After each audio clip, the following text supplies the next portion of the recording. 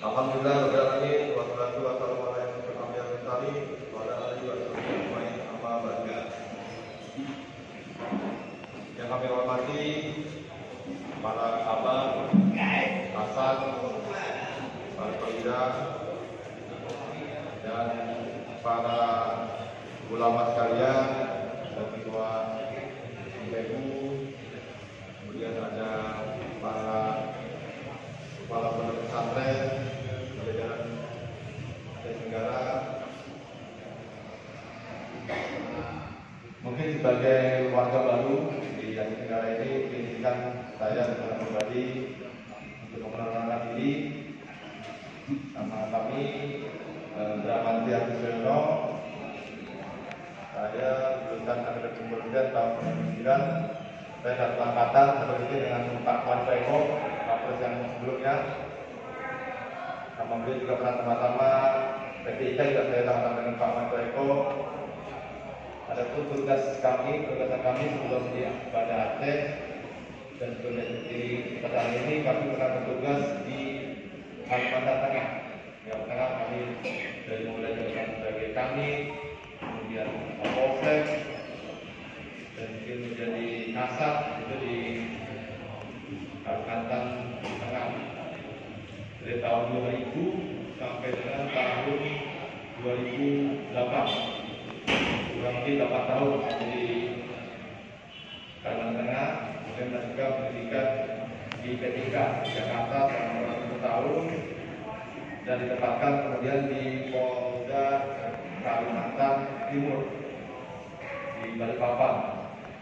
Itu kami pernah menjabat sebagai kasat, dan juga pernah menjadi kabal off, pernah menjadi Wakapolres di Penajam, yang katanya akan menjadi ibu kota Indonesia menggantikan Jakarta.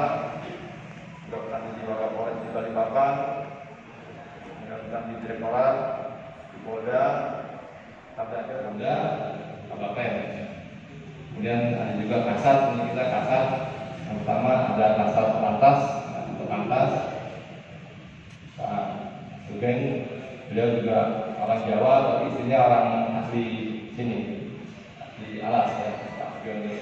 Ini bagian apa lantas, mungkin lantasnya bisa naik, tapi memang korban yang meninggal bisa kita kurangi dengan apa? Dengan menjaga keselamatan pengguna helm, menggunakan helm. Dan yang juga sini ada kasat reskrim, AKP Suparwanto. Reskrim ini bagian penegakan hukum. Jadi di Polres ini apabila ada pelanggaran hukum dari pelanggaran sifatnya pidana umum itu ditangani Kapolres Reskrim. Apalagi di Aceh ini ada berlaku hukum konon ya Pak ya, wilayah ya, terkait dengan 3 hal, masalah minuman keras, kemudian zina, sama bagaimana judi ya, judi. Jadi kemarin oleh para Kapolres ini, walaupun nanti hukumannya tetap mengacu pada aturan konon, mungkin dengan hukuman cambuk ya. Harusnya kalau sebenarnya kerja ada kayak memberi Pak ya, potong tangan itu kerja, sama dilacak, kalau yang kerja dilacak ya. Biar ini, biar masyarakat juga akademiknya ada. Dan dia orang asli sini juga. Nah, kalau kita lihat Asia Tenggara ini sudah merupakan daerah yang dianggap ya. Wassalamualaikum warahmatullahi wabarakatuh. Assalamualaikum warahmatullahi wabarakatuh. Alhamdulillahirabbil alamin wassalatu wassalamu ala asyrafil anbiya'i wal mursalin wa ala alihi wa sahbihi ajma'in. Adanya kerjasama untuk menurunkan kasus COVID-19 khususnya di bumi sepakat sekarang ini. Jadi saya tidak memperpanjang mukadimah.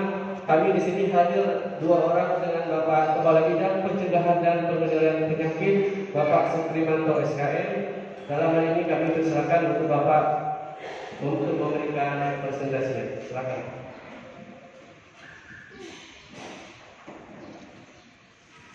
Assalamualaikum warahmatullahi wabarakatuh. Selamat siang, selamat datang untuk kita semua. Puji syukur kembali kepada Allah Subhanahu wa taala karena pada waktunya sekali virus yang sudah diteliti oleh ilmu lingkungan kita. Dan ternyata virus corona ini bermutasi artinya ya setiap makhluk hidup itu akan bermutasi dengan proses kehidupannya. Jadi izinkan kami untuk menyampaikan ini secara kesehatan ini yang ya ini namanya saya sudah perlu. Jadi kita tahun 2020 sudah ditemukan masuk ke Indonesia. Jadi awalnya itu di Cina. Jadi sehingga mindset orang ketika melihat kondisi itu di Cina dulu banyak terkapar kayak ayam bahasa alasnya. Assalamualaikum warahmatullahi wabarakatuh. Saya tentu Syukran LCMA pimpinan Pondok Pesantren Al-Hijrah Al-Aziziyah ingin sedikit minta penjelasan tentang vaksinasi. Jadi di tengah-tengah masyarakat kenapa ada semacam rasa takut untuk divaksin? Ada yang beralasan ya, ada di dalam berita, ada yang setelah divaksin, ada yang sakit, ada yang lumpuh, macam-macam lah. Mungkin ini bisa dijelaskan sedikit nanti kenapa dan kenapa. Kemudian juga masalah vaksin ini, kenapa untuk vaksin itu berganti-ganti ya? Dulu ada dari Cina, kemudian diambil dari ada beberapa tadi itu vaksin yang sudah diambil. Kenapa berganti-ganti seperti itu? Kenapa tidak konsisten dari pertama kalau yang sudah itu ya itu saja? Itu saja ya. Pertanyaan kami. Sekian. Assalamualaikum warahmatullahi wabarakatuh. Oke, terima kasih Ustadz. Mungkin ada yang lain, silakan. Assalamualaikum warahmatullahi wabarakatuh. Nama saya Abdul Syah MPD.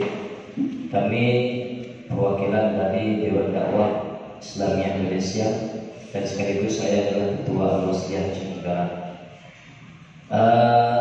Dari paparan materi dari bidang kesehatan, satu tanda tanya kepada saya Pak. Dari 290 kasus itu angka kematian hanya 42. Tentunya ini secara rasio akal kita itu mengapa harus kita negara ini buat zona oranye? Sedangkan yang sakit 290, yang meninggal hanya 40-an. Apakah ini memang sudah betul misalnya yang harus diorenkan? Karena adanya program-program secara nasional untuk menghabiskan program vaksinasi ini secara massal, atau memang itu memang begitu bahaya kan begitu COVID-19 itu. Angka kematian sedikit, tapi kenapa harus hasilnya itu harus besar gitu. Dalam teori kalau kita melakukan sebuah penelitian itu kayaknya kurang rasio menurut saya. Demikian saja. Assalamualaikum warahmatullahi wabarakatuh. Oke, baik, terima kasih Ustaz. Mungkin satu lagi, ya silakan Ustaz. Assalamualaikum warahmatullahi wabarakatuh.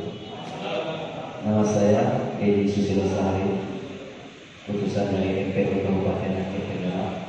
Yang ingin saya tanyakan kepada Bapak Dinas Kesehatan, apakah kalau sudah divaksin ada jaminan tidak terkena COVID-19? Kalau memang masih ada indikasi terkena juga, ngapain divaksin? Bagus sekali divaksin. Tapi kalau memang sudah dipastikan orang yang divaksin tidak terkena COVID-19, mungkin mau masyarakat untuk banyak divaksin. Tapi kalau masih ada indikasi juga orang divaksin pun kemungkinan masih terkena juga katanya. Jadi ngapain kita divaksin? Bagus saja divaksin. Nah, itu saja dari saya. Satu lagi mungkin ini pertanyaan masyarakat juga, mohon maaf. Ada kematian di rumah sakit umum kita. Kenapa ada setengah juga, mungkin mohon diklarifikasi juga. Kenapa orang sudah meninggal baru diponis kenapa kena COVID? Sebelum dia meninggal masih dirawat, diobati, belum ada ponis COVID. Tapi begitu meninggal langsung diponis COVID dan dibuat jenazahnya menurut COVID-19. Maka kami juga dari MPU mendengar banyak ataupun ada beberapa orang yang melarikan jenazah keluarganya secepatnya dari rumah sakit. Kenapa? Karena takut nanti begitu dibuat secara COVID, nanti takut jenazahnya tidak dibuat secara hukum fardu kifayah. Fardu kifayahnya tidak jelas nanti katanya. Dan satu lagi ini permintaan kami kemarin dari MPU Aceh Tenggara, juga juga bagian COVID, panitia COVID, tolong orang yang meninggal yang kena COVID itu dipastikan sudah fardu kifayahnya sudah diselesaikan, dan di dalam peti itu tolong dia sudah menghadap kiblat, karena kalau dia sama seperti maaf saudara kita Kristen menghadap ke atas, jadi begitu dikuburkan memang tidak menghadap kiblat.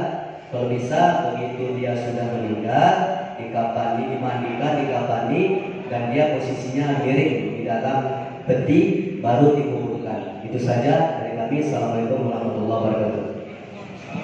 Oke, terima kasih Pak Ustadz. Mungkin tiga dulu. Mungkin yang pertama sekali adalah saya rangkum tentang vaksinasi ya. Kenapa sih divaksin sampai beberapa kali dan kenapa berganti-ganti? Kemudian dari rumah sakit, kenapa sih dikatakan orang baru saja meninggal baru dikatakan COVID? Kemudian selanjutnya nanti saran ya, mungkin saran untuk kalau pas walaupun di prok ya, artinya jenazah itu sudah menghadapkan kita. Kemudian dari Ustaz Ardiansyah mungkin masalah kasus, kenapa sih kita oren sedangkan jumlah kasus kita itu hanya sekitar sekian persen yang meninggal. Kemudian dari Pak Ustadz tentang mungkin ada hoax juga di masyarakat ya, mungkin tentang divaksin ada yang meninggal dan lain sebagainya. Baik, kami silakan kepada Bapak.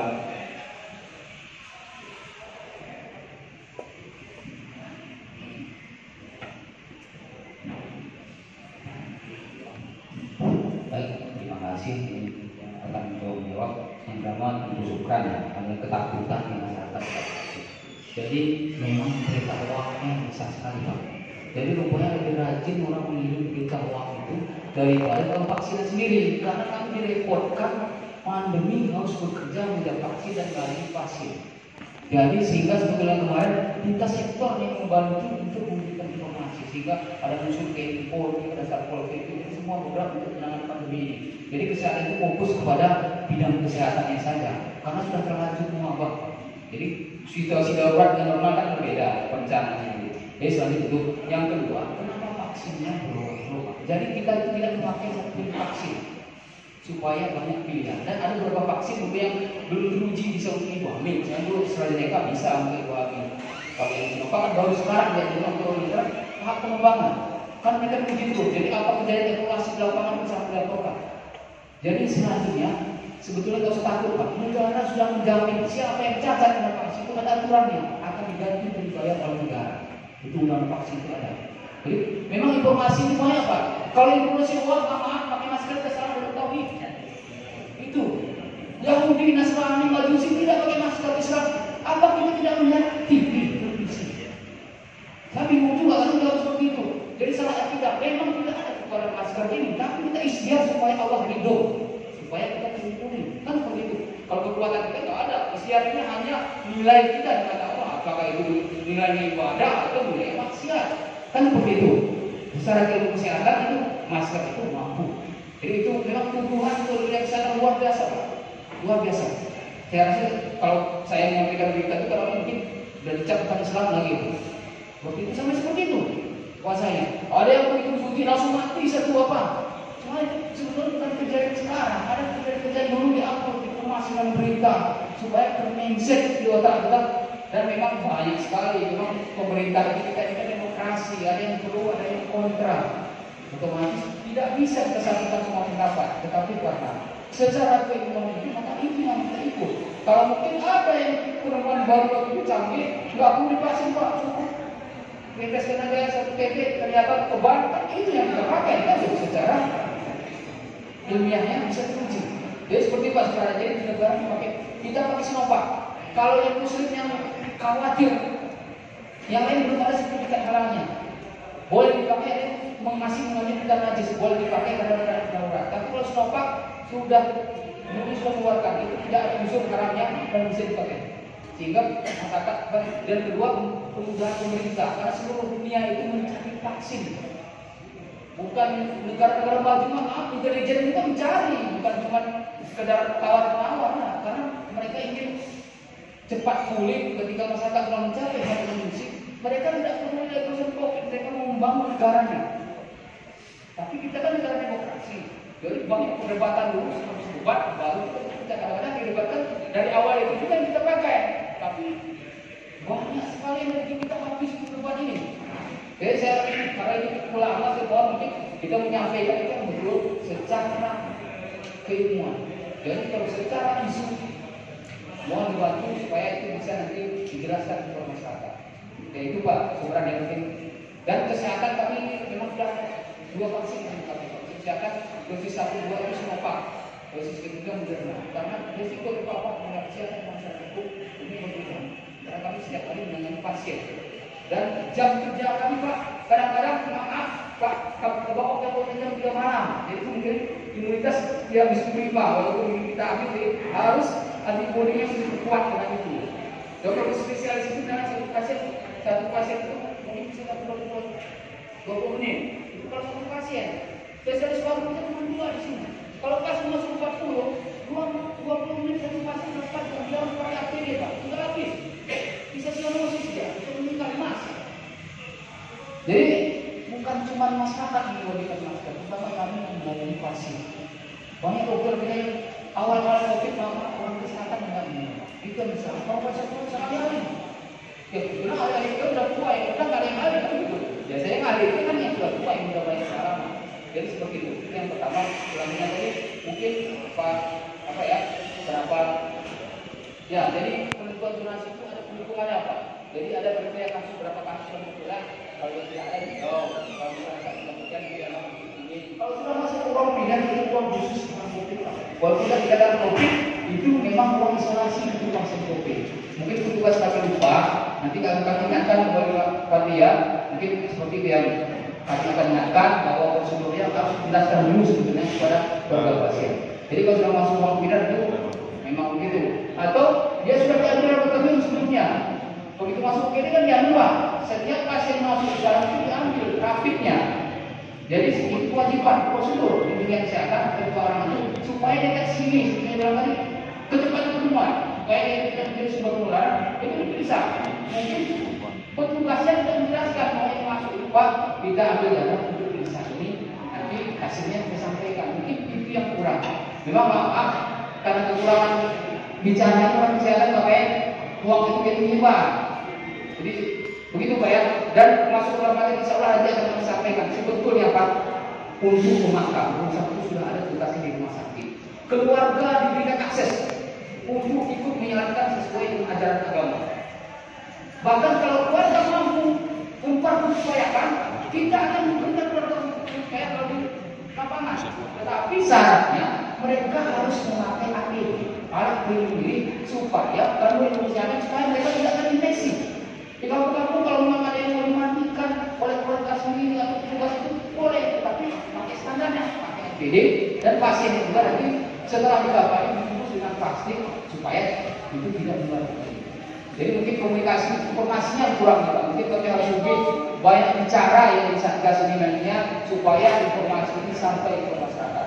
Dan protokol pengurusan jenazah itulah hasil kesepakatan antara Kementerian Kesehatan dan Majelis Ulama Indonesia. Itu sudah ada unsur dari Majelis Ulama Indonesia. Saya rasa demikian. Terima kasih.